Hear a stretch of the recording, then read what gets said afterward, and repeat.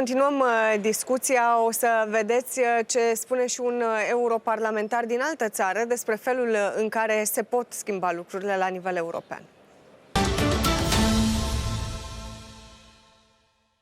Here in the European Parliament in Strasbourg is Damian Boeselager. Thank you so much for your presence. Absolutely. Thanks for the invitation. We will discuss about Repower EU and how this will change our lives, actually. What are the main changes? Repower EU is a program that helps us to gain energy independence from Russia, mainly. And so it can help actually transitioning us into a more green and more sustainable future if it's done the right way. How do we do it, actually, in practice?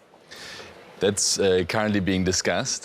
From my side, I think it would make sense to invest the majority of these funds in the green transition, so to ensure that we not only get independent from Russia when it comes to energy, but that we get autonomous and independent as a whole, as a European Union, by investing into like wind energy, solar energy, and all these kinds of sustainable energies, which also are freedom energies because they make us independent. How do you do it in your country, in Germany? Repower is one of a couple of funds that is currently, already planned and used. The big one was the Corona Recovery Fund, and Repower is now like a on top of it, with 27 potential additional billions of euros. We are currently in Germany, as I think in all member states, thinking about how to best invest this money. As I said, for me, it's most important that we use it to build solar and wind energy. If we are looking at the buildings, they are the main consumers, let's say, in terms of heating, and I think most of us are thinking about investing in our buildings in order to reduce the energy that we are consuming, reduce the costs, of course, and we reduce the dependencies. Are there enough money in the European pocket, let's say, for this? There are estimates that the transition will be much more expensive than what we currently have planned. So I don't think this will be the last word that is spoken on how to help citizens transition. I think what's interesting about these times is that due to the price shock in the gas price market, a lot of people are actually considering how to become more energy efficient. And as you have just described, that means thinking about how to change your house, maybe for a small and medium-sized business, thinking about when to use electricity on the electricity market and so on. And so I do believe it's a very hard time for a lot of citizens. I think it's the right time from the European Union to actually help and support this. But it's also a good time to actually think about energy efficiency on a whole new scale from all sides. From Germany, I know that a lot of households have actually gone with the government's target of reducing their energy consumption by 30%. And so this is in a way, it's also a success for the climate that we can get away from the energy consumption levels that we had before. And we need to be, on the one side, more efficient, but we can also save actually some energy. So there's a dual strategy that is completely, let's say, connected to the unwarranted war and aggressive war of Russia and Ukraine. And I think it's interesting how these things connect: inflation, war, and now the energy efficiency and green transition. Is it difficult for Germany to reduce the dependency, because it's a big one as compared to Romania? Definitely very difficult. There has been huge mistakes made in the past by the government to basically make us very, very dependent on Russian gas. We thought we were much more dependent. Now it turns out that we can actually survive, that we can thrive also without. But for the, let's say, production location Germany, for the business model of Germany, this is a very, very difficult time, because a lot of our industries are using and building basically building on the fact that gas was cheap and using gas to power our industrial base. So we will need to remodel the model Germany as well. We are filming in the European Parliament. Okay, it's winter, but it's cold in here, in the building, because everyone is trying to reduce the consumption.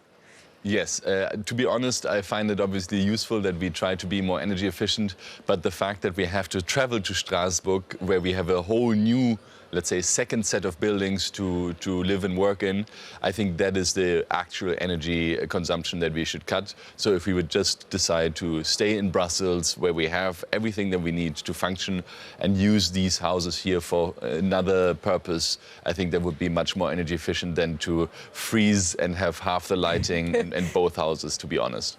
Yeah, it's a long and old discussion about the two places for the European Parliament. But in your country, going back home in Germany, how do you do it to actually reduce the consumption? Are you looking in the thermometer in order to see exactly how many degrees are there, or how do you do it? Currently, as a simple citizen, actually. Yes, so currently there are no real laws that force citizens to save and energy. That's good, yeah.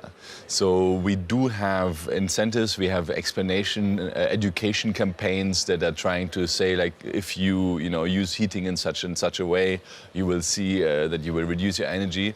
But very honestly, a lot of people are just turning down their thermometer and saying, okay, I will put on more pullovers, I will try to ensure that I have basically a cooler atmosphere in general, a bit like here today, where we are colder, and I think that makes sense. And it's very much driven definitely by the huge increases in prices that also are now starting to reflect in the monthly bills that the people get. Because before there were still some old contracts and so on, but now you can really see that the prices are increasing massively. So there are definitely a lot of adaptations being done by citizens. In terms of energy efficiency, of course, everyone wants to be as efficient as possible. Everyone is trying to reduce the cost. This means investing some money in order to have a good space to stay in. We need those money from the European Union. And in terms of bureaucracy, everything is actually a mess. How can we do this? How can we reduce the bureaucracy and make it more easier? So I think the Repower EU program plus the original Corona Recovery Fund actually provides a lot of money. Yeah? I think more money will be needed. And you're right, there are probably two factors that are hindering the actual investments, the actual renovations at home, if you want to say so. One is definitely administrative burden, and here we always have to see that we get clearer laws written, that at least from a legislative side we are very specific about what is possible and what's not, so that there's clarity, and that clarity often reduces bureaucracy in my view. So I think that's one point that we at least from here can do, and then actually I think digitization is a key effort to ensure that administrative burdens are reduced, so we have to digitize more. But there's another burden, which is actually, or hurdle, which is the lack of personnel that can actually do the renovations. And we see this a lot in Germany right now, where people are trying very hard to find workers to actually, build the solar panel or insulate the window or do all these works that are currently necessary to do the green transition and to become more energy efficient. And here I think there's also a big question that we have to ask ourselves in Europe about how do we get the workforce that can actually do these tasks over the next years. And currently, as you know, our populations are decreasing, and we need to discuss also about migration in this context. Do you have a message for those who are watching you and are still wondering how to survive actually this period of time? My message is that, first of all, we understand that it's a super hard time right now, and that we all have to deal with the fact that we have a really aggressive dictator on our borders, which is a threat. And I think it needs to be connected to the fact that we have basically a dictator on the outside that is making this energy crisis a reality for us. And so that's the reason why we are cold right now. The second point is that we will try everything from the European level that we can to support. And I think it's important to understand that we're in this together as Europeans, as one, and we are trying to fix this together in a way that works for everyone, and that no one is alone here. This should bring us together as one European Union. And Will we make it? I'm sure we will make it. We have always made it and we will make it now.